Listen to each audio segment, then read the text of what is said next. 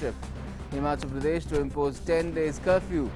West Bengal issues new travel advisory to passengers travelling via trains. Compulsory 14-day institutional quarantine in Delhi for persons from Andhra Pradesh and Telangana.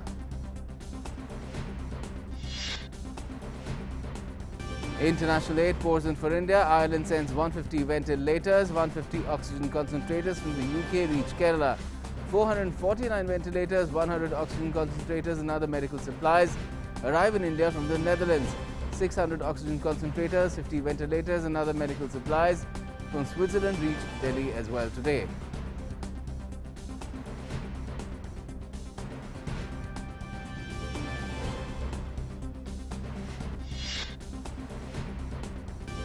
DMK Supremo M.K. Stalin is sworn in as the Chief Minister of Tamil Nadu for the first time. In Puducherry, NDA-backed N. Rangasamy takes oath as Chief Minister. In West Bengal, newly elected MLAs take oath as members of the State Assembly. Ministry of Home Affairs panel meets the Governor in Kolkata.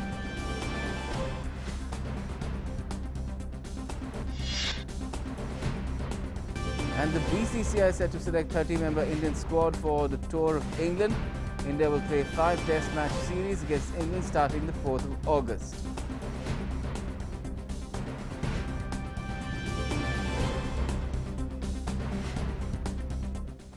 Okay, let's begin the show with the big news of the hour.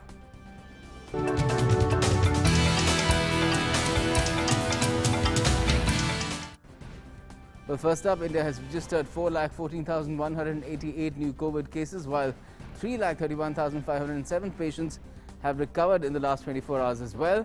According to the Health Ministry, 3,31,507 recoveries have been recorded in the last 24 hours, taking the cumulative total of recovered patients to 1,76,12,351. With this, the recovery rate currently stands at 81.95%. India's total active caseload stands at over 36.45 lakh today. The country's present active caseload consists of 16.96% of the total positive cases. The fatality rate stands at 1.09%. And the Government of India is leading the fight against the COVID-19 pandemic in collaboration with the states and union territories through a whole-of-government approach, including carrying out effective vaccination drive. The government has so far provided nearly 17.35 crore vaccine doses to states and union territories free of cost. Of this, the total consumption, including wastage, is around 16.44 crore doses. Over 90 lakh COVID vaccine doses are still available with states and union territories to be administered. Furthermore, more than 10 lakh vaccine doses will be received in addition by the states and union territories within the next 3 days. Meanwhile, according to the Indian Council of Medical Research, 29 crore 86 lakh 1,699 samples have been tested for COVID-19 so far across the country. Out of these, 18 lakh 26,490 samples were tested yesterday.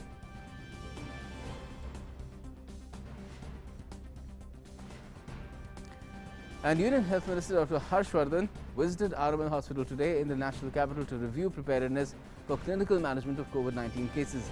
He also inspected the high-flow medical oxygen plant that has been set up by DRDO at the RML Hospital. Speaking to media persons after the visit, the Health Minister said the centre is making efforts to set up around 200 COVID beds, out of which 22 are specialised for ICUs. He added that with the help of this plant, 2.4 to 2.5 metric tons of oxygen will be generated.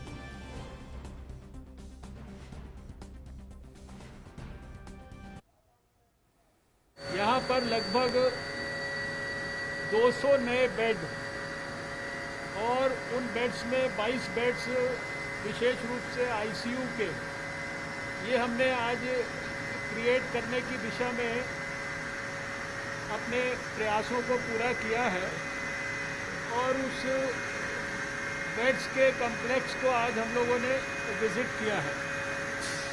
इसके अलावा यहाँ पहले से ही ये जो सामने building है और इसके साथ में एक और बिल्डिंग है, 2 बिल्डिंग्स में लगभग हमारे 205 बेड्स और जिसमें आईसीयू बेड्स भी हैं और दूसरे बेड्स भी हैं, सभी ऑक्सीजन सपोर्टेड, वो पहले से काम कर रहे हैं।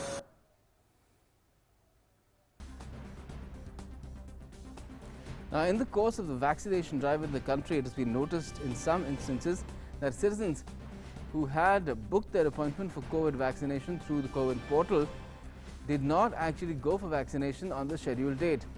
Now, they have also received notification through SMS that a vaccine dose has been administered to them. Upon examination, it has been found to occur largely on account of the vaccinator wrongly marking the citizen as vaccinated. That is, an instance of a data entry error by the vaccinator. Now, in order to minimize such errors and the subsequent inconvenience caused to citizens, the CoWIN system is introducing a new feature of 4-digit security code in the CoWIN application starting tomorrow. Now, after verification of the beneficiary has been found as eligible before administering the vaccine dose, the verifier or the vaccinator will ask the beneficiary about his or her 4-digit code and then enter the same in the CoWIN system to correctly record the vaccination status. This new feature will be applicable only for citizens who have done an online booking for a vaccination slot. And in a concerted response to the second surge of the COVID-19 infection in the country, the Ministry of Ayush is launching a massive nationwide campaign today to distribute its proven polyherbal Ayurvedic drug Ayush 64 and Siddha drug Kabasura Kudineer for the benefit of the vast majority of out-of-hospital COVID patients. The efficacy of these drugs has been proved through robust multi-center clinical trials. Minister of Ayush Kiran Rijiju will ensure that medicines reach the needy in a transparent and efficient manner. The main collaborator in the campaign is Seva Bharati. The decision to distribute is based on the encouraging results of Ayush 64 and Kabasura Kudineer in the management of asymptomatic mild to moderate COVID-19 as adjunct to standard care. Therefore, out-of-hospital COVID patients are the target group of this Ayurvedic medicine campaign. Furthermore, overcoming all hurdles and finding new solutions, Indian Railways is continuing its journey of bringing relief by delivering liquid medical oxygen to various states across the country.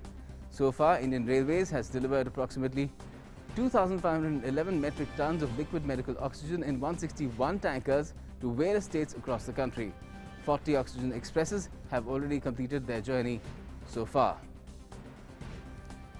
And for the supply of oxygen to the corona patients in Rajasthan, the first oxygen express from Hapa in Gujarat to Kota has now reached its destination.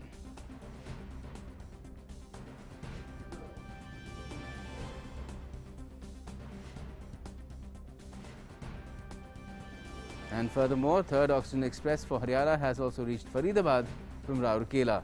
Now, this will increase the amount of oxygen in the state, and the availability of oxygen for COVID patients will also increase. Let's find out how this development has been received as far as Rajasthan is concerned. Vishal Baristo is joining us from Jaipur there. Vishal, what can you tell us about the kind of relief such oxygen expresses are bringing now also in Rajasthan, because the train has reached Kota? Well, a very good afternoon to you, Gautam. And it's very nice to hear you hale and hearty. And I wish you all are there fit and healthy as far as your family is concerned, because it's a matter of great concern for everybody who are in this profession. And now coming back to your question, yes, the train reached Kota at 7 o'clock in the morning, and there were 3 oxygen concentrators which have been received by Kota, and the Speaker Om Birla has played a crucial role as far as arranging these concentrators. Meanwhile, let me tell you that a severe lockdown has also been announced by the Rajasthan government starting on from Monday from 5 a.m. to till the end of the month, and also during this time there would be no marriage ceremonies. Only 11 persons would be allowed, and that also you will have to seek virtual permission on our web portal. And right. Also inform you that the state government has also asked for the concentrators. 100 odd concentrators would be reaching this evening, and the state government of Rajasthan has also sought help from foreign countries, including Russia. So the central government is also trying its level best, the state government is also trying its level best, but when it comes to breaking the chain, it is all about the awareness. And as I speak to you, hardly 10 to 20 steps from where I am standing is a private hospital, and it has been converted into a COVID hospital because 50 odd beds, they are all jammed Yes, certainly a lot of steps have been taken in different parts of the country, and lockdowns are also part of that process, apart from bringing relief through such supplies to all those who've been affected. Thanks a lot for joining us for the moment, Vishal Viristo. Now moving on, the ASI hospital in Beheta subdivision of Patna district in Bihar has been handed over to the army starting Friday. The army's 80-member medical team arrived in Patna on Thursday with essential medicines and equipment.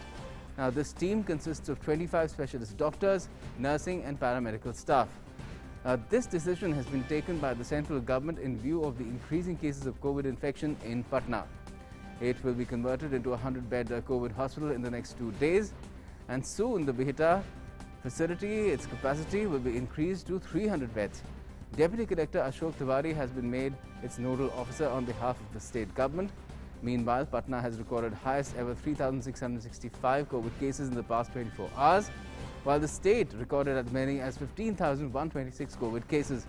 Around 13,364 people came out of the infection during that period as well.